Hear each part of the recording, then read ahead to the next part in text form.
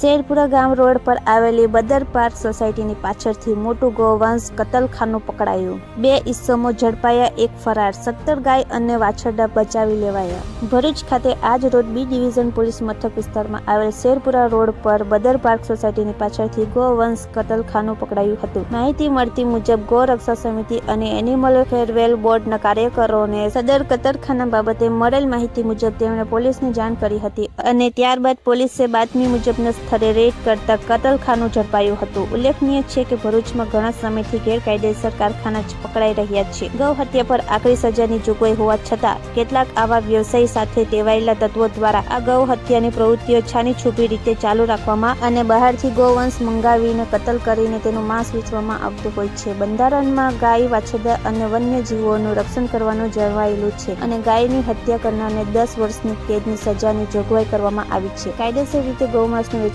કરતા વાહનના ચાલક સામે પણ કાર્યવાહી કરવામાં આવતી હોય છે અને તે વાહન જપ્ત કરવામાં આવતું હોય છે. એક માહિતી મુજબ ગુજરાતમાં ગૌ હત્યા પર આજીવન કેદની સજાની પણ જોગવાઈ કરવામાં આવનાર છે. ભરૂચ ખાતે આજ રોજ પકડાયેલા કતલખાનાને લગતી વિગતો જોઈએ તો ગૌરક્ષા સમિતિના સભ્યોને મળેલ માહિતી મુજબ તેમને પોલીસને જાણ કરતા પોલીસે ઘટના સ્થળેથી 17 જેટલા ગૌવંશને બચાવી લઈને 2 ઇસમોની અટકાયત કરી હતી, જ્યારે અન્ય એક ઇસમ ફરાર થઈ ગયો હતો. આજરોજ અમને કામધેનુ ગૌરક્ષા સમિતિ અને એનિમલ વેલફેર બોર્ડના કાર્યકર્તાઓને માહિતી મળેલી કે ભરૂચ શહેરના જેબી મોડી પાર્કની પછાડીની દિવાલમાં આવી રીતના અસામાજિક તત્વો દ્વારા રોજ ગાયોનું કતલ કરવામાં આવે છે.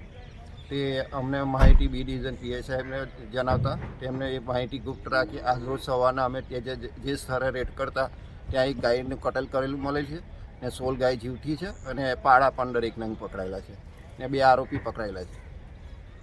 આ માહિતી ક્યારે તમને મળી? આ માહિતી અમને ગઈકાલે સવારના મળેલી ને અમે બપોરના બી ડિવિઝન પીઆઈ સાહેબને કોન્ટેક્ટ કરતા એમને રૂબરૂ બોલાવી ને ગુપ્ત માહિતી રાખી સવારના રેડ કરવામાં આવી. કેટલા વાછરડા અને ગાય હતા? 15 થી 16 ગાયો અને વાછરડા છે અને પાડા છે.